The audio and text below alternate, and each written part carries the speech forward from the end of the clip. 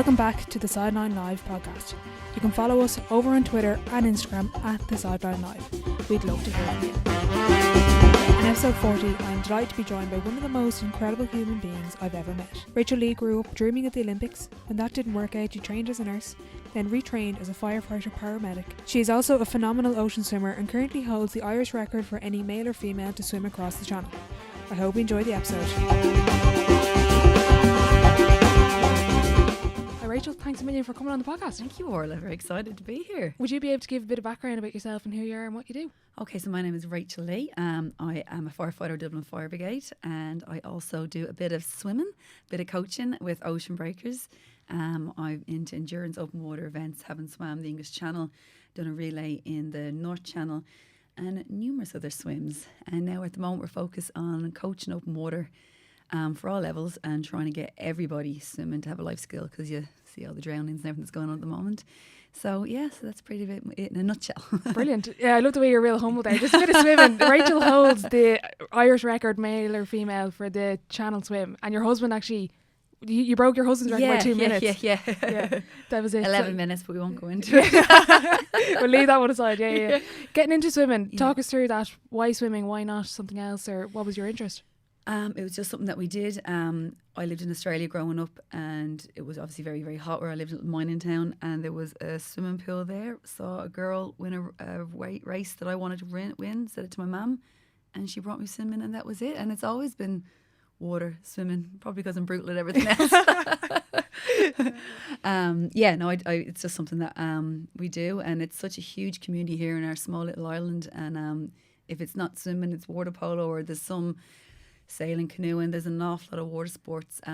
We live in an island that we live in, and it's just something that has grown in popularity, especially over COVID and the early morning swims. And we hear the word mental health, and people here, they actually immerse themselves in cold water to shock themselves out of depression, and it just seems to be working. And again, with the 70% of the world is covered in open water, so it's something that I love. Yeah, I was going to mention actually, with lockdown, have you seen a huge increase in the amount of people see swimming? Unbelievable. Yeah. I sit here after swimming in the sea and I have my dry rub on me. I think it's a staple clothing item now. Everybody has a dry robe of sorts. Yeah, exactly. There was those dry robe wankers going around. People were giving out about them, and I was like, I love them. They're so warm, they're so practical. Yeah, they look disgusting, but they're brilliant. Yeah, so everybody is, and I put in inverted commas, a sea swimmer now. So whether it's a dipper, a swimmer, or just getting in. But I couldn't get over on COVID, especially when there was no one really around early mornings. The amount of people swimming, getting in, just doing their little thing, and it's lovely to see. Do you think it's something that we're going to see even beyond kind of that COVID, not lockdown? We're not in lockdown at the moment, but kind of that COVID pandemic. Do you think people will really stick with sea swimming? I think so. Yeah, I think so, because a lot of people that have come to me lately, they could only maybe swim a couple of strokes or couldn't breathe. And now they've stuck with it, because sometimes the people come to you in our sessions and they might just do one or two, or they mightn't come back. Where I can't get over the amount of people, being COVID compliant, and they are swimming and they're sticking with it, and they're going to Decathlon. I mean, it's Decathlon, the biggest shop here in Europe that everybody, out of all the shops in Europe, the Decathlon, the one in Ballymun seems to be doing the biggest gross sales.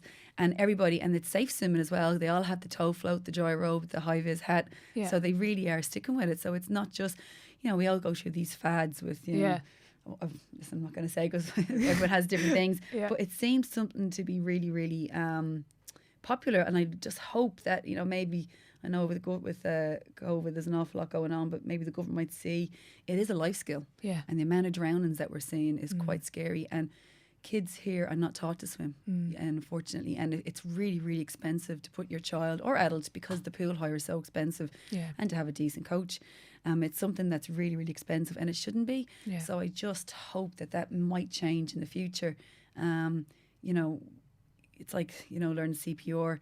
I mean, I just think education for everybody has to change. You can't, not everybody is going to go to college and, be a top class intellectual, life skills, and being a lifeguard is an important job. And there's something there that everybody can do. And I'm sure water safety, they have loads of advertisements going on, and it's just something I really, really hope changes, and we'd like to get on board with that, because thoughts of people drowning is quite scary at the moment. Absolutely. I want to go back a little bit to kind of teenage age. A lot of my listeners are maybe of a younger demographic, and you hear a lot I'm about. only 19. Yeah. And so obviously we'll get on great together. Get on great. Yeah. And just out of interest, like you hear a lot about young females dropping out of sport. Yeah. How come you stuck with swimming? I'm just interested here in case there's anyone listening that maybe is thinking of, well, maybe I want to drop out or any of that. Don't drop out of sport, because the reason I stuck with sport was I suppose I kind of maybe felt a bit different to everybody because I went to so many different schools. We were always moving. So it's all about friends, and I see young people today, they always want to be the same and look the same. They don't want to be different, you know. And I'm always going, oh my God, the line doesn't care about the pin in the sheet. I'm always saying that to my kids. What does the line not care about? The pin in the sheet, ma'am. And they don't even know what I'm talking about. But, you know, I think sport unifies people. And, you know, the reason I stuck with sport was because of my friends. I had, no matter where I went in school or when I was being brought back to Australia or travelling, I still had my friends within the swimming community, and I still have my friends from the swimming community, you know, from all those years ago. School, no, because I moved and I didn't really keep in touch with them. But swimming, and that's the reason I stayed in swimming. Because I loved it, not just because I was good at it, because it had to work hard at it, but because of my friends. And I just think if you drop out of sport, because it opens so many pathways to you. I mean, I wouldn't be where I am without swimming, you know, with job wise, how I think about things, my confidence. And I just think it's something. Now, there's all going to be different teams, whatever sport you're going to be in. You don't have to be the best at it, but it will give you that purpose, that drive, that fitness. It will keep you healthy, you know, socialising. Well, you mightn't get that in your job, you mightn't get that in school, but and then you might be into swimming, and then you might go into life saving, or you might go into water polo, and that's going to be a different part. And the same with football. You know, I always say to people, if you're going to be a footballer, or no matter what sport you do your coaches. You know, get your badges so you can coach. You can make money out of it. You can inspire. You can bring people along.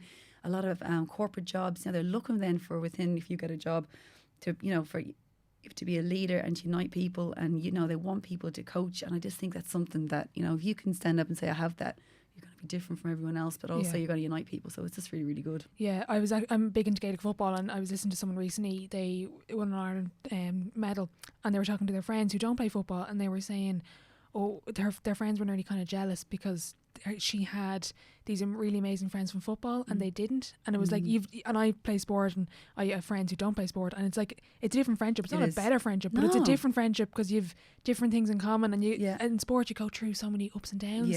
It's just amazing. Like, well, it prepares you for life, doesn't it, with pressures, and you're not going to win all the time, you know, and you don't appreciate win until you suffer a loss, you know, and that's something that we all have to lose. And we spoke of that before. It's really important.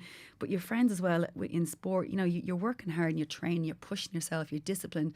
And if you don't go to a training session, you're not just letting yourself down, you're letting everyone down. So you have to be there, and you have to have that sense of well, I have to be there for everyone else. So that will carry on when you go to work. I mean, my work, I can't be late for work or not come in because I might be needed for something. So it just gives you that sense of purpose and achievement, and it also just makes you realise that in life you can't just sail through life, and you know you have to be there, you have to be on time, you have to be disciplined, and you have to be ready for whatever throws at you, you know. Totally.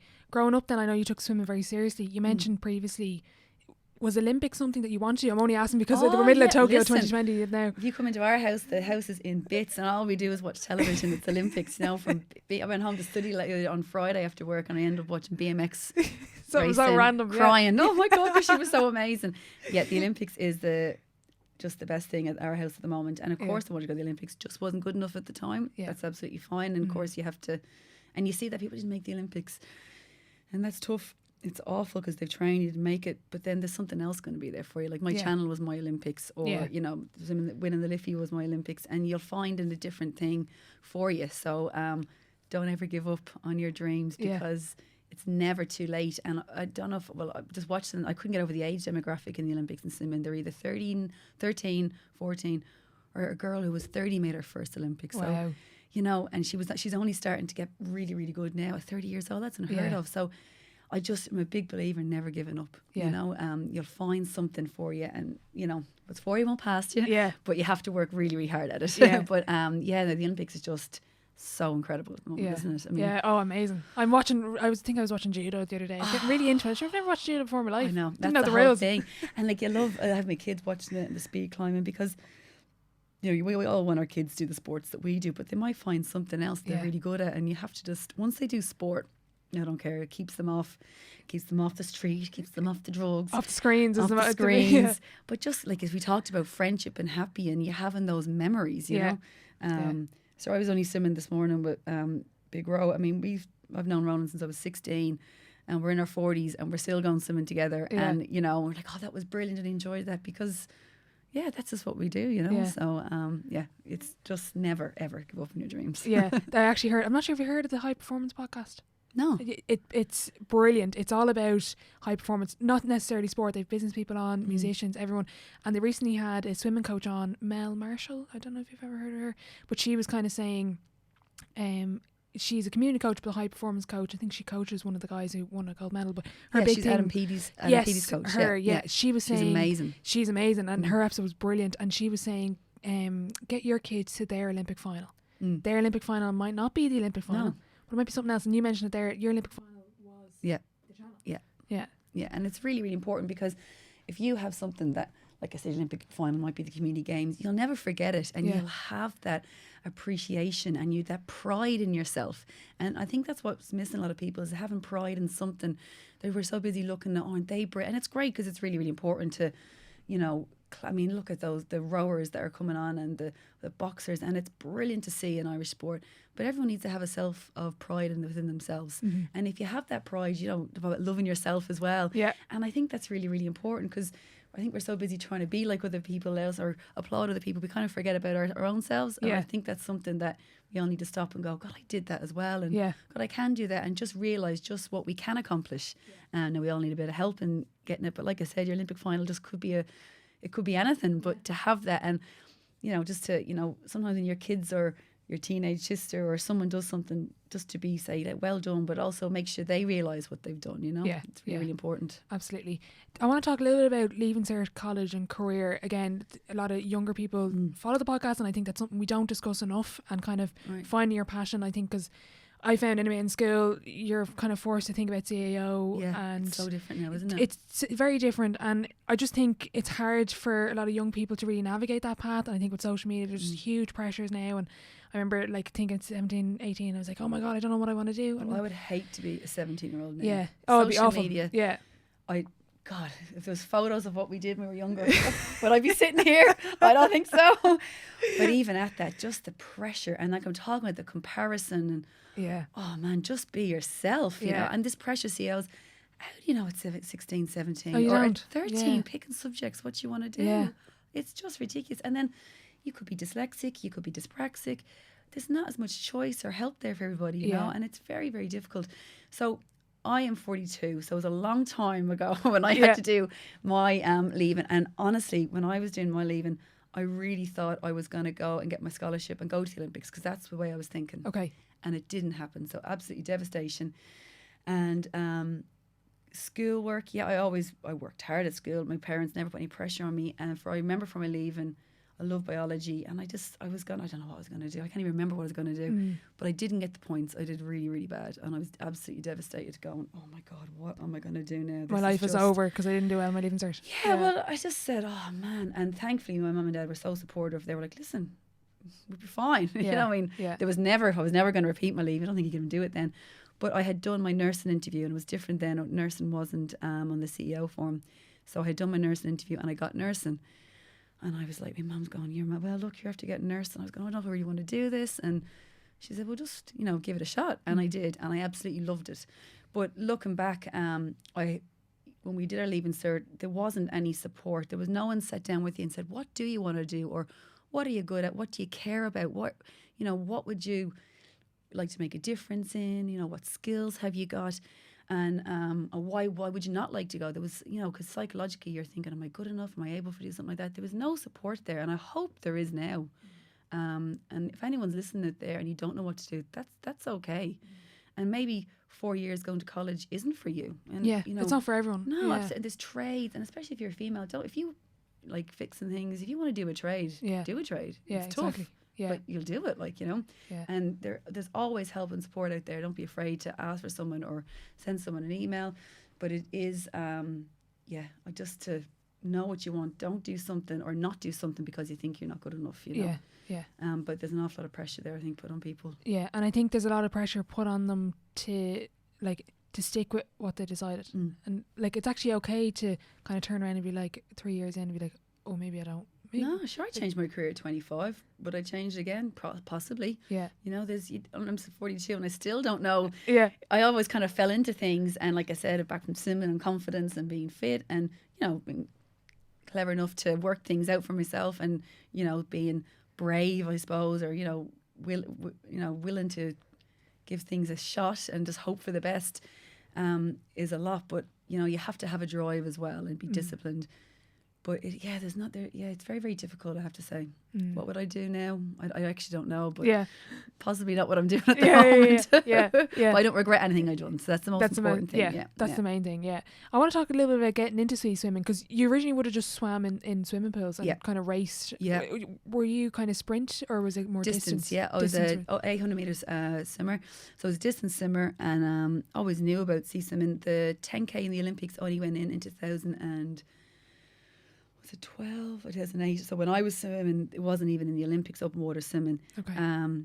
So I fell into open water swimming when I gave up swimming, started nursing, and started playing water polo. Okay. And someone had mentioned open water swim. I knew about the Liffey swim, and they said, come down and do a sea swim. And I did, and I just went, oh my God. Yeah. It was like, where has this been all my life? You know, it's just something, again, that, you know, I couldn't believe that I loved and was good at. And that's where I went from. Brilliant. And you actually you hold another record, I think, a relay with a couple of friends of yours. You did the which one was the that? North Channel. North Channel. We did the North Channel. We did the English Channel, did Fire Brigade. We broke an Irish record. We did 2-way, and it's been broken since by a group of girls in from Cork. But we swam over and back. There was 6 of us. That was brilliant. And then we did the North Channel. The 3 of us did that in 2019. So that was myself, Tom, and Rose. So that was a fun challenge to do. A fun challenge, just swim. Well, it was a fun challenge, but we did it just to raise awareness of, you know, the problems of plastic and what's happening in the oceans at the moment. And we are heavily involved with Kingspan, and we still are. And that's just an ongoing process at the moment. So Talk us through the relay. How does it work in terms of the actual swim itself? How do you rotate? Okay, so what we normally do is the fastest goes first. Okay. So that was Tom, and he went first. And then myself, and then Ro went. So what you do is you do an hour in and 2 hours out. Okay. So I think if you had 6 swimmers, it'd be an hour in, 5 hours out. Okay. And if you had 2 swimmers, it's 2 hours in, 2 hours out. Okay. So there's the kind of rules. There's someone on board who watches everything, makes sure everything's done. You're not allowed to touch the boat. And it's an official on, so it's quite strict. And, you know, you can't just wing it. You know, they watch you jumping in, diving. And, so... Yeah, that feels like a lifetime ago. It was like 2 years ago. Yeah, it's a long time ago. I'm just out of interest. What's it like when you're watching your teammate in the pool, or not in the pool, in the sea, and you know, oh no, I have to go into this? Well, when we did it in 2019, when Tom, in fairness, he got the short straw, and he said he'll go first because it was early in the morning. It was probably the coldest time, so myself and Ronan said, thanks very much, Tom. And in fairness, Tom was fine at the moment. So when you start on the boat, you go out in the boat and then you have to swim into the start. So he swam out to the start and in Donaghadee, and he then jumped in the water and he started swimming. And we were looking in, and the water's about 11 degrees, and we could see a good few jellyfish around him. And I thought, it's not too bad. I said, we'll be fine. We'll get through this.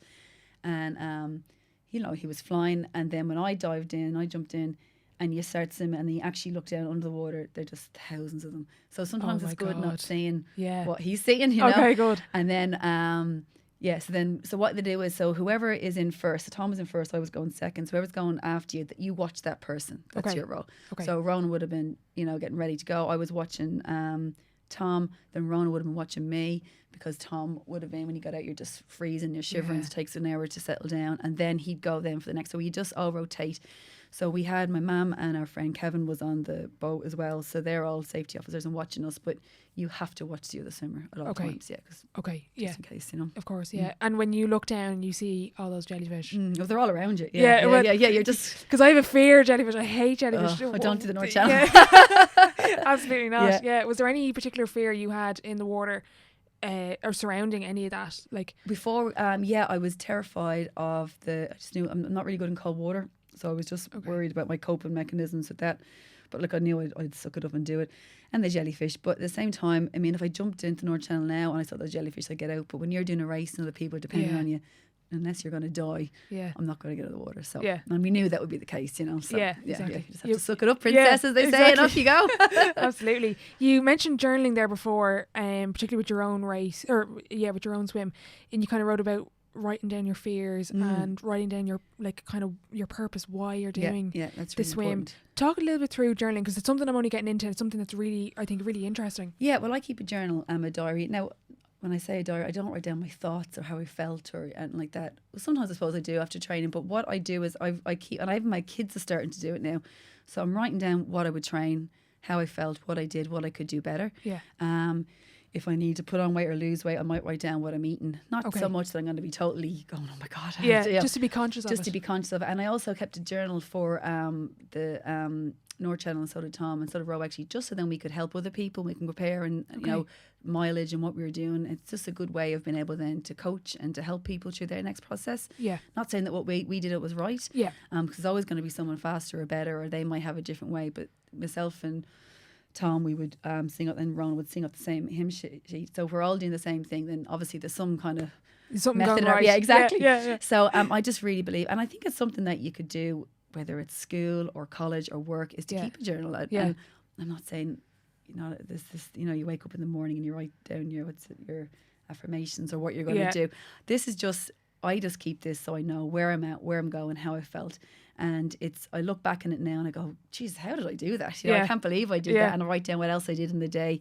But it's something still now I'm just writing down. I kept one throughout COVID, my training, where I was, whether it's running or swimming or what I did, what I didn't do. And I just look back and it's just something that really does help me, you know. And I would recommend any athlete or just anyone really, if you're struggling at something or you want to see where you're at, just keep one in for 6 weeks. Yeah. Write down what you're doing, what you could do better, and why you're doing something or what you're scared of. You know, you don't have to show it to anybody. And but I kept that beside me, and especially for the English Channel, because a couple of things, you know, we're all afraid of failure. Yeah. And a couple of things I wrote down, other personal things to me, and it really, really helped me. Yeah. And it's definitely something I'm getting into. Like, but I do need to kind of go back and look at previously, maybe this time last year, what was I thinking then? And if anyone kind of thinks of journaling as kind of an official thing, I technically journal, but I don't really journal, because what I call journaling is I have I took this off a guy on YouTube, Ali Abdal. You have a highlight for the day, you something, a fear you want to let go of, and something you're grateful for, and I technically call that journaling, even though maybe that's not writing 6 pages of how I feel and what I'm thinking. Yeah, no, absolutely. And I think you do it the way you want to do it, you know. Maybe I should focus on what I'm grateful for, but I think I'm a bit older now, so I know every day what I'm grateful for, and it's, you know, my kids and my family, and that's what comes first, you know, and what they're doing. So every day, even though I want to strangle them sometimes, I think as you get older as well, like I spoke about this before, is that when you're 20, you have what you think is important and where you want to be and what's right, and then especially as a female, you'll change again in the 5 years, and then you'll change again, you know, and you know, when you look back at other things that you were focused on or doing, and you have to be very, very selfish when you're trying to do things like that as well, because if you worry about other people or let other people come in, you're just not gonna stay focused on what you have to do. So totally, yeah. I'm interested to hear about the training and the schedule really of getting swims in, because if you're going to swim for 9.5 hours, you are going to have to go to train like an animal. How did that work really from originally booking the swim, and how did you kind of structure your training? Okay, well, when I booked the swim, the kids were probably only a few months old, and Tom had done his relay. Tom had done his swim when I was pregnant with him. I saw him doing it. I was going, oh God, no, I'm not doing that. Oh my God. And I saw just how hard he had trained. And then after I had the kids, I decided I was going to do a long swim. So I did the long swim, which was Lake Zurich, which is 26k, which is a beautiful swim, and it was in Zurich, and that was just amazing. I loved every second of it. It was tough, but I was training for that. So once I knew I was going to do that and I felt good, I booked the channel. Okay. Didn't say it to Tom until I got the pilot said, yeah, he'll take me on. And then I said, right, Tom, this is what I want to do. And he said, yeah, got your back. How are we going to figure this out? How are we going to pay for it? Yeah. But we just did it. But again, it was all down to journaling. It was sitting down, writing every Sunday what we're going to do for the week, what we're going to do for the month, what we're going to do for 6 months. So that took about 2-3 years of training. But before that, it was all my life's training as well. Yeah, well, yeah, it's accumulation. Yeah, really. exactly. And a lot of people say, I want to swim the channel, I want to do this. And I'm like, absolutely. But it's a 3 to 4, depending where you're coming from, it's a long process. And you have to be willing to put in the work because, you know, you're going to get sick. You might have work might get in the way. You might have kids. Financially, it's really, really, really expensive to swim a channel. And you just have to make sure that you have a big, big support system around you to do it because you're on your own. So in the morning, then you're going to work, then you're swimming in the evening, then you have to work after kids. And I worked all my training around kids. So that was really difficult. So I actually don't think I slept for about 3 or 4 years and long shifts and training when you're tired, which is really, really important because when you're swimming, you know, you're not going to be fresh. Yeah. So look, we got around it, but it was difficult. Yeah, I'd say so. I'm interested as well, when you're doing those swims, you spoke about it there, you're coming off work, you're going home to kids, you're coming from kids and you're wrecked anyway. Yeah. When you get that voice in the back of your head and it's like, oh, don't go training. Just go on. Just watch Netflix. Well, do you know what? I didn't get that because I knew because of I work 16-hour shifts and being a firefighter, it's very, very, very busy. I knew if I didn't get those 2 or 3 hours to train, I wouldn't have them anywhere else. So I honestly think for 2 years I was going, you have to go, you have to go, you have to go. And once I stopped, then that was it. I was like, oh, thank God it's over.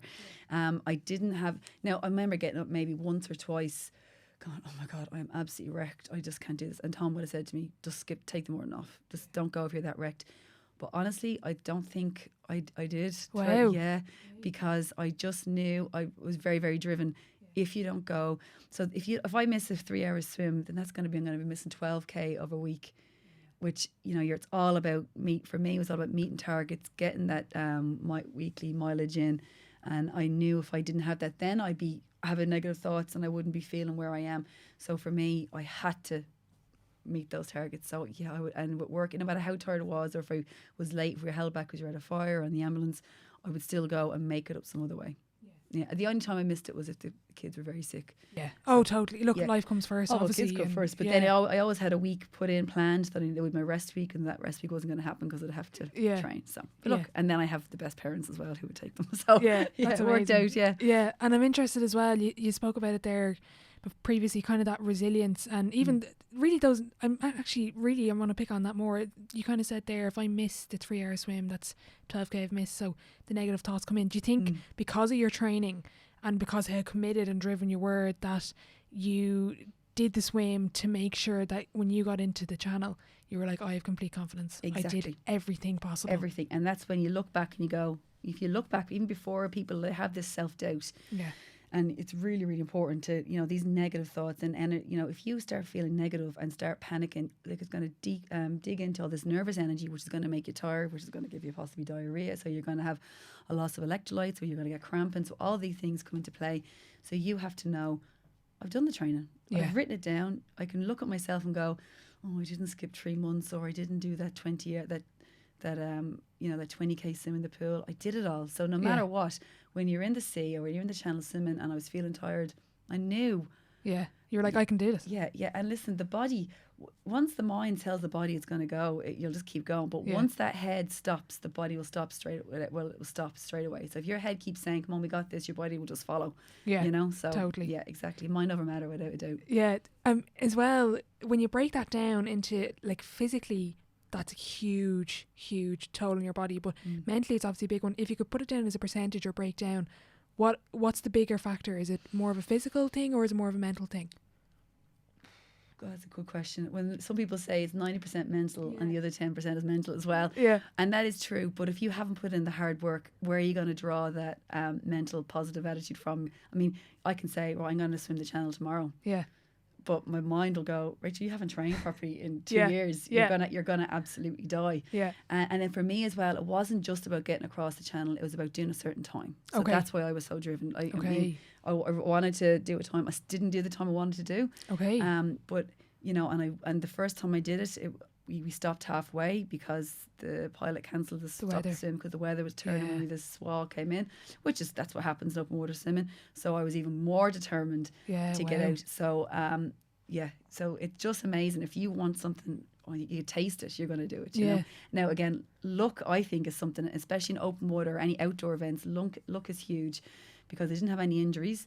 But if the weather doesn't go your way, I mean, you can be the strongest, fastest person, but if a force 7 or 8 comes, you're not going to be swimming. So you got to kind of hope for the best as well. Yeah, you spoke about it before that even on the day, like if you do the swim on a Tuesday, you could be an hour quicker on the Wednesday. It just actually depends on the weather. And this window of opportunity, when you swim in English, a channel, you're given 5 to 7 days. That is it.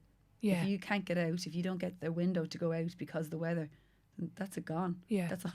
That's all the money gone. That's everything. Well, I mean, it depends who your pilot is. My pilot was very good. They might say, look, we'll go again. We might try and get you in next year. Yeah. So that's another year of, and as well as that, I had to work out through work. I need to get time off, and it's, kids get minded financially again. We talked about and that's what will have your head just going, oh my God, how am I going to do this again? It wasn't the kids, and you feel guilty because you're leaving them for 3-4 days, and that was tough, Yeah, I can imagine. Well, it was tougher. I mean, it would have been worse if I had to bring them with me. So. Imagine them on the boat. Oh my God. You spoke about it before. You actually went to swim in Barcelona. Yes. At one stage for your training. Yeah. Talk us through a little bit about that, because I think that from listening to what you said before, that was kind of a pivotal part in the whole journey. Yeah, so to do any long swim, you normally have to do a 6 to an 8 hour qualifying swim. Okay. So in open water, there are some brilliant camps. You can go on week camps or 5-day camps, and they build it up. And the last day, you do your 6 to 8 hour swim. I couldn't go in because I didn't have any time off, and I just couldn't do it. So we flew over to Barcelona, myself and Tom, and we said, went on a Friday. So I said, we'll do a 2 hour swim the Friday, 6 hours on the Saturday, and 2 hours on the Sunday, and we'll fly home. Wasn't feeling great. Just put it down to hay fever, and no matter what, I said, look, I'll be fine. Yeah. Did the 2 hours on the Friday, didn't feel good. And Tom's like, will you relax? It's just in your head, because I was nervous about it, because I had to get it done. And I mean, this is kind of, everything was kind of going off this. Yeah, swim. and I was thinking, I was kind of using this as where am I my training, and it has to be done in 14-degree water. So the water was 14 or less, and it was. And they got in on the Saturday, and then within 2 hours, Tom found me. Within 2 hours, Tom was swimming with me. Then he got out, and then he found me just walking down the sea crying. And he said, right, that's it. We're finished here. Get out. Yeah. I just had a really, really bad. My head just wasn't in it. I felt absolutely shocking because I wasn't well. I was cold, which I shouldn't have been cold. Yeah. So we got out and went for a sleep. And we went out for a bite to eat. And Tom said, right, so what are we going to do? Yeah. You're going to quit? And I said, no. So we had to fix. I looked back again at my journal, where am I at? So I weighed myself, I think I was 61 kilos at the time. And I said, right, I need to put on weight, which I was finding hard to do because I was doing so much mileage. Yeah. I need to actually listen to my body. I wasn't well, so, what do you do? And I would say to anybody, there's a difference in swimming if you're sore or if you're in pain or if you're not well. So if you're sick, if you're going to feel it in your breathing, don't swim, take a couple of days off. Yeah. If you're tired and you're swimming and you're feeling uncomfortable, keep swimming. But if you've got a pain, there's an injury there, that's when you got to stop. So we went back, and I booked to fly over for a day trip in 4 weeks time. So I went back, put a bit of weight on, was feeling good, and it was not a bother. Got up at 2-3 o'clock in the morning, flew over, was there by 9 o'clock, swam for 6 hours. Wow. Went straight back to the taxi, flew home, was back in work the next day, not a bother with me. Wow. So, but it's good. It's good to have that failure and to go, how are you going to fix it? So, totally. I'm always saying about being proactive and, have plan A, have plan B, but have plan C and D as well. Like, I can talk about not quitting and being resilient, and that means that's bounce back ability. What are you going to do to change? Are you going to cry, or are you going to, which I did. Yeah. But, but I fixed the situation. Yeah. And if I hadn't have done it in that 4 weeks, I would have just had to gone and done it in Dublin 2 weeks later, Yeah. But then again, also, if you're not doing it, if you just can't meet these targets, so then you might have to stop and go, all right, reevaluate, might maybe do it another year. But then again, there's also what I would say to other people, it's not for everybody. You might have these massive challenges where it's a marathon, half marathon channel. Not everybody's going to do them. Yeah. So, and that's a hard kind of thing to tell someone or for someone to realise, but then they might have to do something else, Yeah. So, yeah, exactly. But that's life, isn't it? Do you reckon for that first swim that you didn't get through, do you reckon you were a bit burnt out at the time? Oh, no. The one in Barcelona? The one that didn't go well. In Barcelona? Yeah. No, I just genuinely wasn't well because I've been swimming great up into that, Okay. So it was just, just wasn't well, and I should have listened to myself. Listened to my body going over, and maybe listened to Tom, but I didn't, and I learned from it, went back, Yeah. Because I'm always interested, I talk to a lot of athletes, and burnout is something that we kind of discuss. I don't think you did burn out. Why do you think that was? Was that because Well, you were just so... I would have burnt out when I was 18, Simon. Okay. You know, that was, so I totally understand burnout, but that was psychological. That was just, I've had enough of this sport, and this was, and you see a lot of swimmers, I'm sure, in footballers and in sport in general, they get to a level. Yeah. And not everybody's going to play for their county, go to the Olympics, and they just stop. And I've seen some beautiful, some incredible Irish record swimmers, or even swimmers that have gone to the Olympics at a very young age, and they don't do anything anymore. Yeah. And I think that is really sad, because I've still kept it up. Yeah. And, you know, maybe taken a year off here and there in the last couple of years. And to be honest, we've already discussed this. COVID has been great for us swimming wise, because we've just done nothing for a year. Now we're back hungry and we're back training, and we have some goals.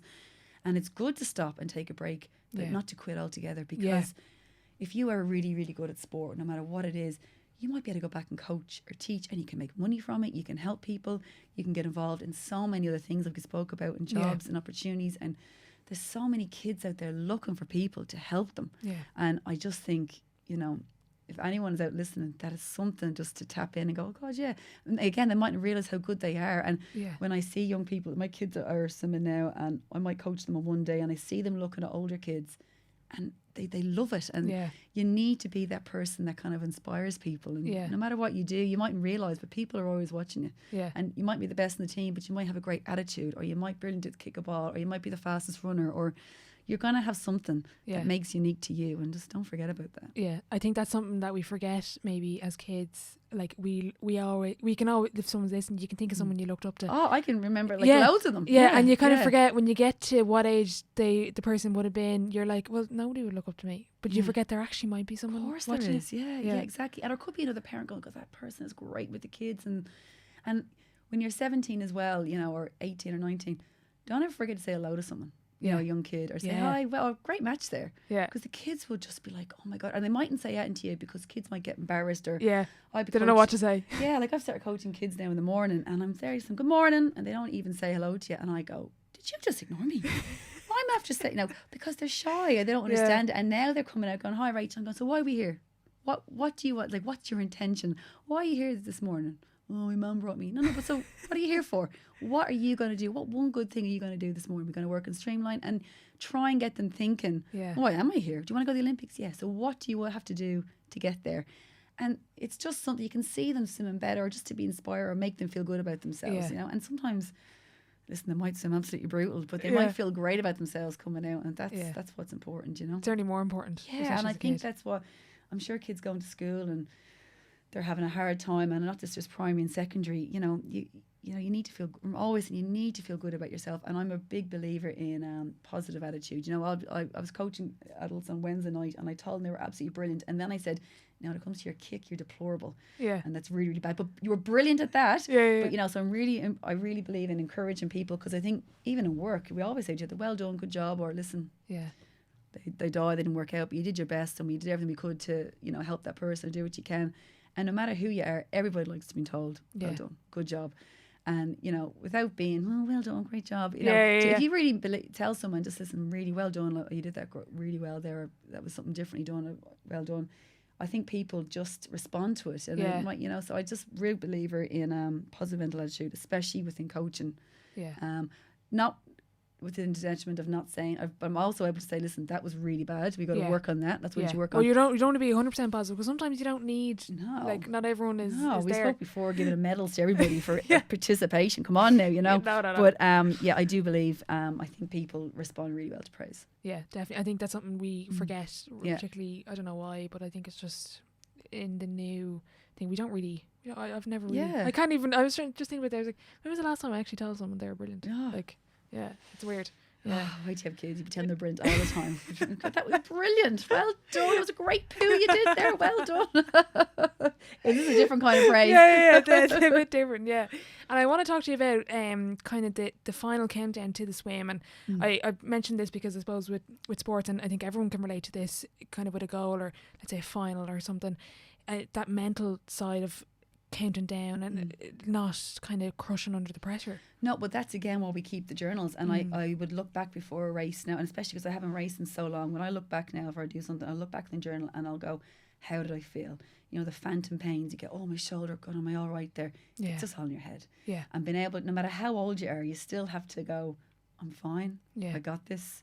Calm down. And like, you know, the word taper coming up to an event, and I believe in taper and rest, and just because I really feel that your head knows something big is about to happen. Drawing all the energy out of your muscles, getting ready. So I'm a big believer in rest and eating and being good to yourself, and then going forward. So when you are doing events, or whether write down the couple of days before your feeds, how you're feeling, what you're nervous about, pains you'll feel, because you'll notice there's a pattern. Yeah. And when you go and do it again, it's staying there, and you go, nah, that's just me, that's just how I feel. Yeah. So again, and it's also, again, just, I used to look at myself in the mirror going, you're going to do the channel, you're going to swim it, you're going to do brilliant, you've got this, you know. Yeah. And why am I a bit fake? I really did. If you say something and look at yourself in the eye, you'll believe it, you know. So, yeah, totally. Yeah. And kind of talking about the swim and kind of approaching that when you're standing on the boat, I think you have to swim out to a rock. Yes, and then out to the beach, Shakespeare's beach, yeah. Yeah. What's that like, kind of, when you've said accumulation of 4 years training, but it's kind of like your accumulation training for your whole life. Yeah. What's that kind of like when you're going down, right, this is it, I'm here? I think it was a relief going, thank God I'm here.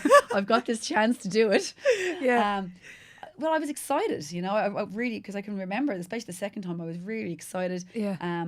It was choppy, because I remember we were sitting in the boat and it was flat calm. My best mate was like, you got this, it's going to be brilliant. And then we went outside the harbour, and the boat started rocking.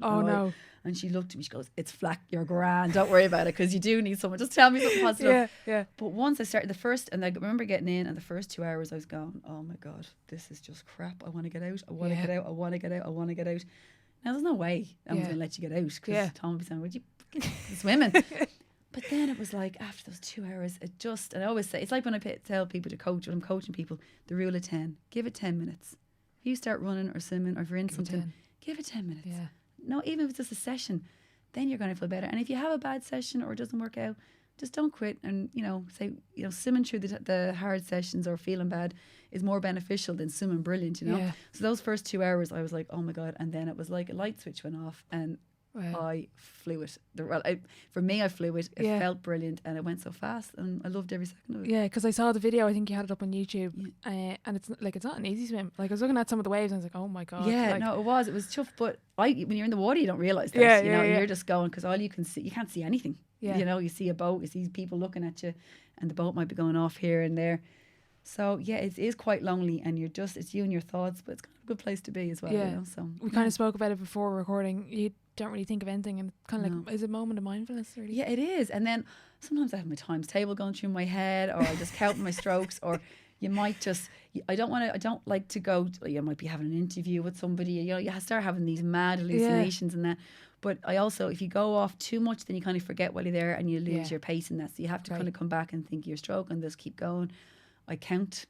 My God, I just count up to 50 all the time back. Wow. But it's amazing how quickly it goes. And I just swim from feed to feed. So every 30 minutes I'd be stopping for 15 seconds. Okay. And I wouldn't speak. It's the only time I wouldn't speak. And Tom would say, yeah, you're doing brilliant, keep going. And that's it. And even if you're doing crap, they're going to go, yeah, you're doing brilliant. And you'll believe that, because you're just looking at this person. You're like, and then once I knew I was on the flat coke, which was after 7 hours, sure, look, I was flying then. Yeah. That was kind of like the mental thing. I was like, I'm actually really close to the end. Yeah, I knew. Sure, 2 hours is nothing. Do you know what I mean? That stage. So, and I would break it down into my swim, right? 2 hours. That's going to be 2400s. I'm going to do this, and I just break it down from the sessions that I'd done, so I knew I was going to be fine. Wow, that's so amazing. it's all just taken back. And if I hadn't have done all that training, I wouldn't have had that in my mindset, you know. Yeah, you spoke about it there, kind of the feed. You're not allowed to touch the boat during the swim. So how does that work in terms of food, water? You need to go to the toilet. When I say feeds, the toilet, you just that's it. Pull the tongs aside and off you go. When I say feeds, it would just be like an energy drink I would take, carbohydrate drink. Yeah. So I might have a couple of jelly beans, and they would put them in a little kind of a net basket for me, and then the water bottle would just be attached to a line. Tom would throw it out, the top would be open. I'd lie on my back, sit for 15 seconds, and go again. And they'd be kind of warm feeds. So it'd be warm water mixed in whenever I'm drinking. Okay. So it's just nice to get something warm into you. Okay, yeah. And you mentioned there the training. You knew you could do it.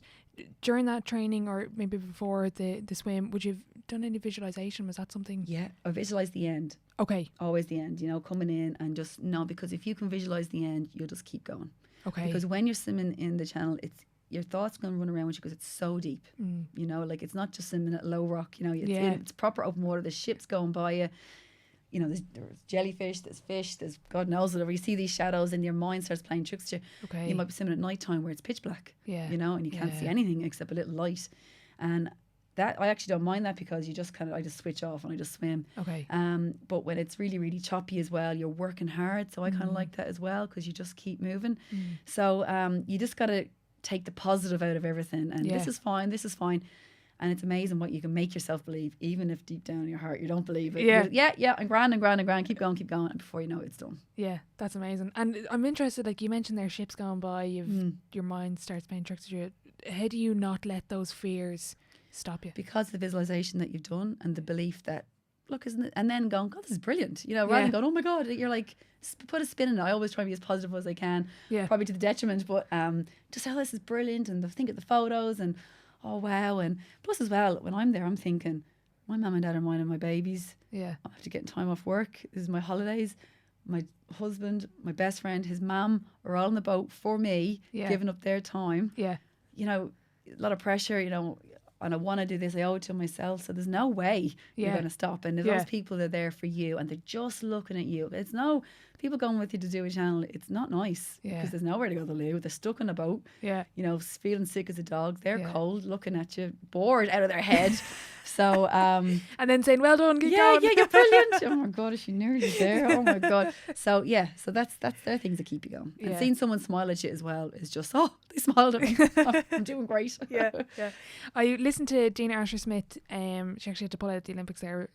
I felt really bad for her, but she talked about being motivated by failure.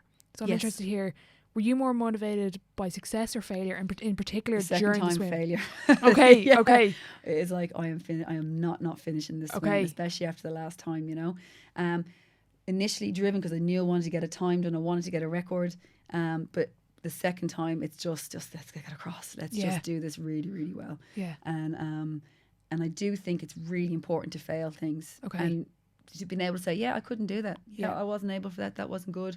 But I'm going to try again. Yeah. Because that to me is you know, more of a person. Yeah. You know, or some people, or it wasn't for me, or, you know, the excuses come in, you know. Yeah. And that's okay. We all have excuses. But it's excusing yourself and then saying, but I'm going to do it again. Yeah. I'm going to try and change something differently, and accepting the reason why maybe didn't go your way, or what you could do, or didn't do enough training, or just my head, or whatever like that, you know. Yeah. So I want to ask you, speaking about success and being motivated by success or failure, what is your definition of success? Success is doing what you said you're going to do. You know, with a smile on your face. Yeah. Okay. And also success is failing. Yeah. But going back and doing it a second time. You know, it doesn't have to be there and then on the day you said. It's just doing something, following through. And maybe success is also realising it's not for me. Yeah. That's okay, you know. Yeah.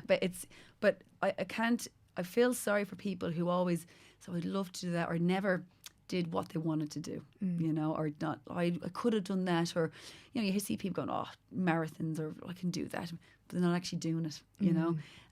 I always say, if you think you can do something, isn't it worthwhile to find out if you can do it? If you can't do it, then you go, oh, look, I couldn't do it. And then realising the people that can do it, God, that is serious, you know. Yeah. Because I do think some people, when they say, oh, she's swam across the channel, they just picture somebody with a colourful hat, just breaststroke, and you know, with a mojito in their hand. I don't think they realise what we're actually doing out there, you know. And it's the same for all sport, you know. Yeah. I mean, I couldn't play football if you paid me, you know. I couldn't run. I wouldn't be able to. I couldn't do it. Yeah. And I have nothing but admiration for anybody that does any of those sports.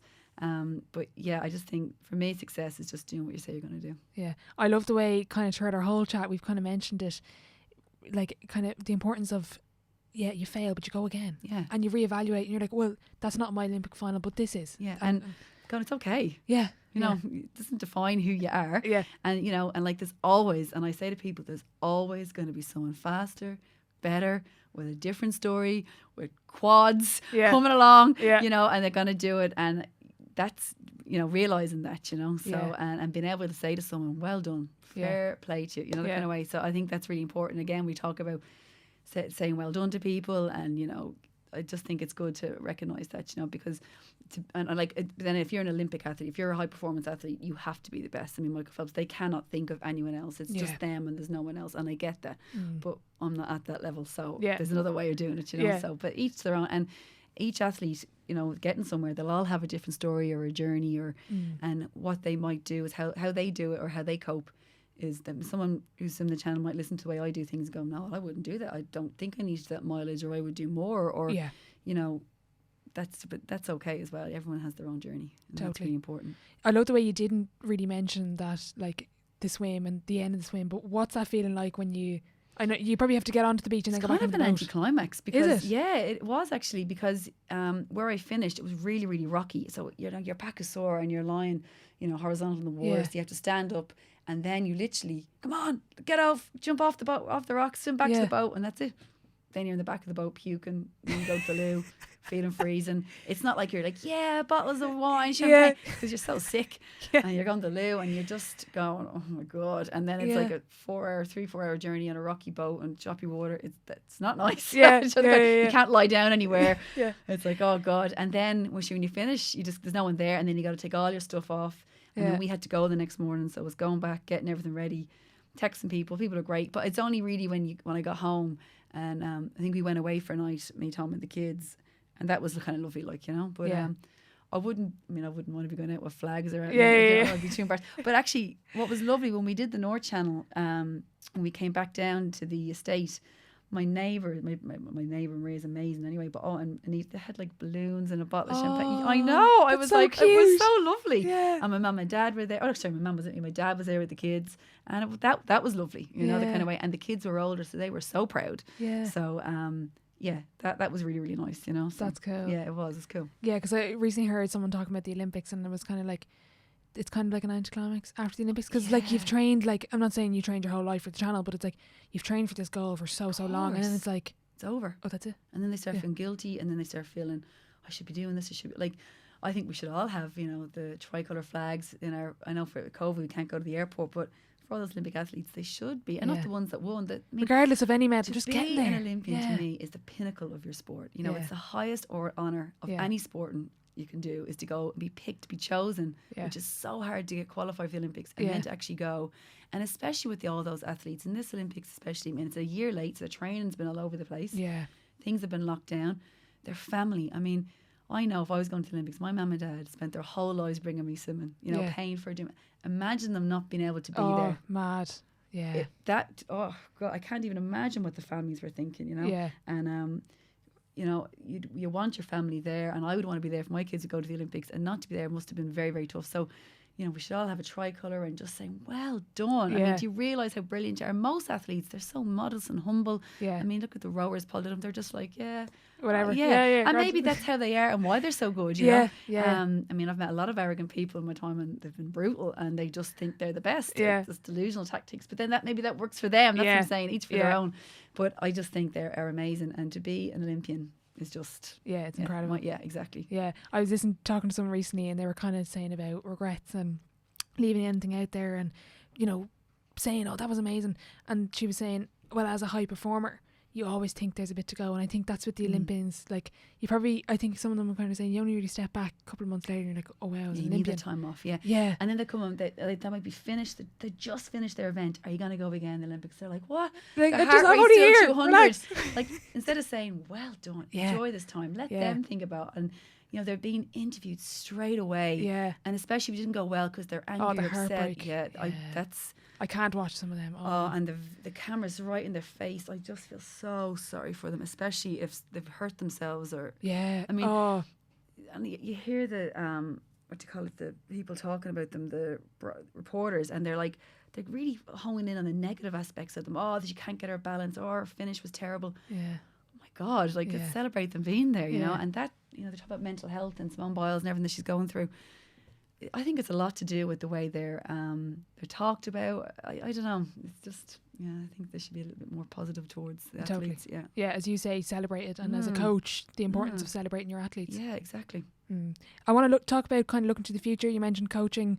Talk us through your business and what else you've planned over the next couple of years. Right. So we had planned to do a couple of races, and obviously everything was cancelled because of COVID, and we're so not fit. It's disgusting.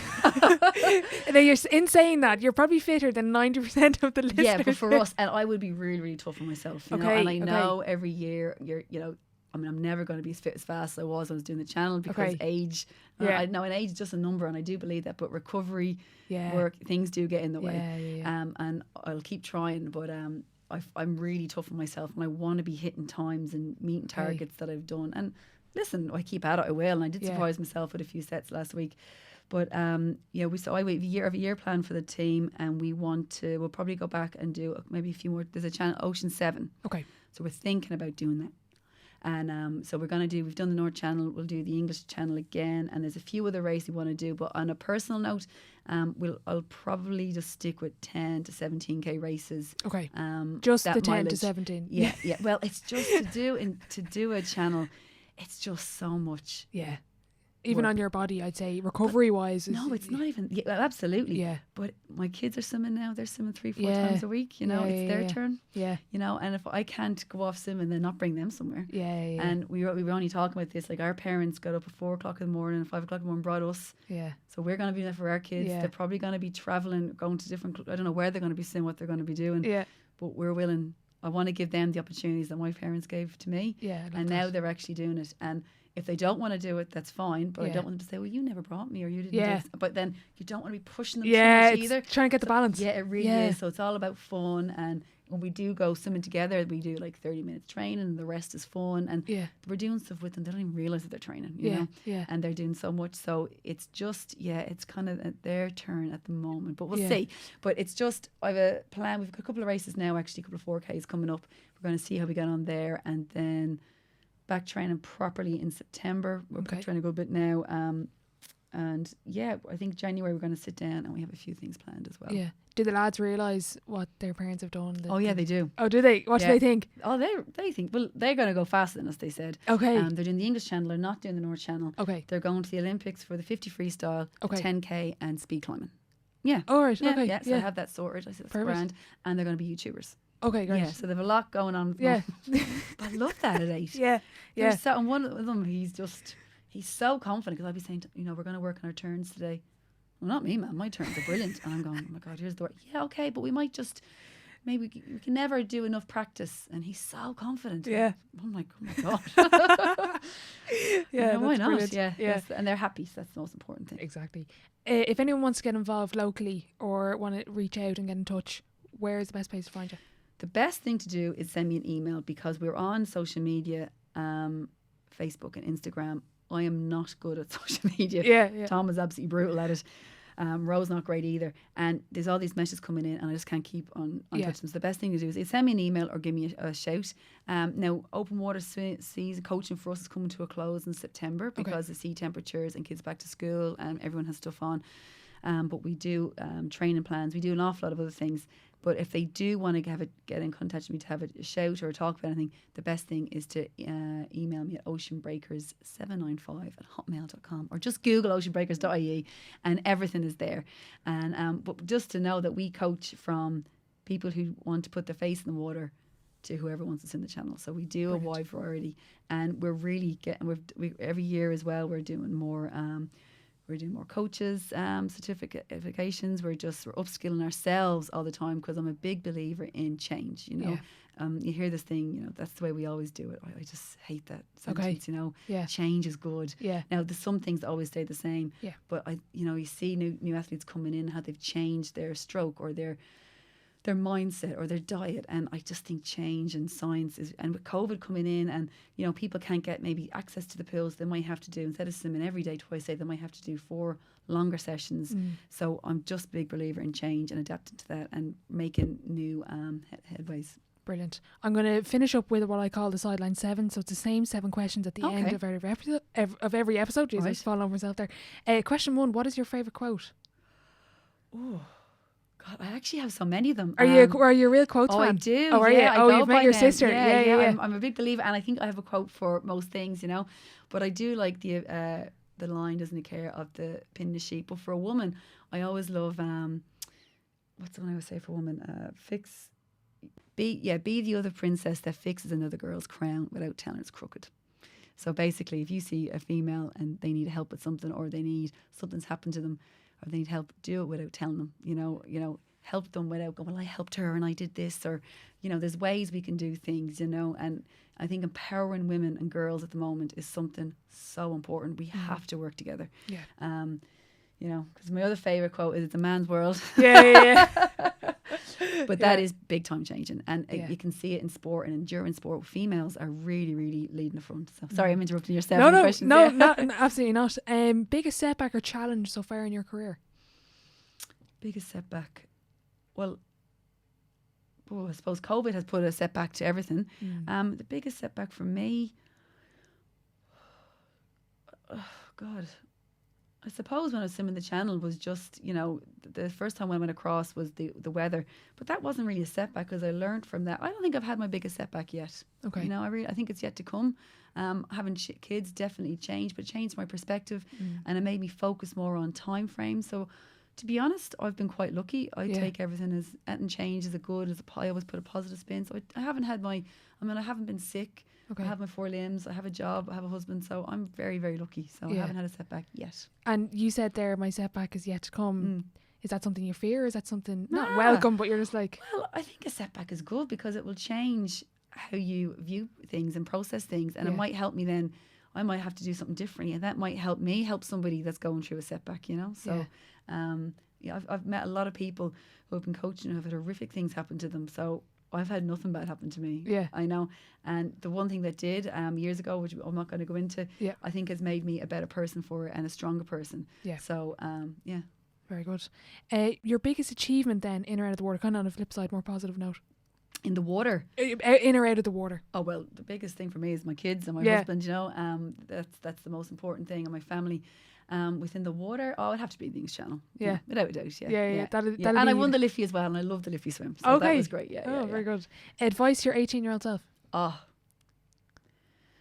I always trained really, really hard, but mentally, I just was not for the birds, but I was like, whatever, like that. I just wish I was more focused. Okay. And I had more belief in myself. That's one thing. 18, that's one thing I would say.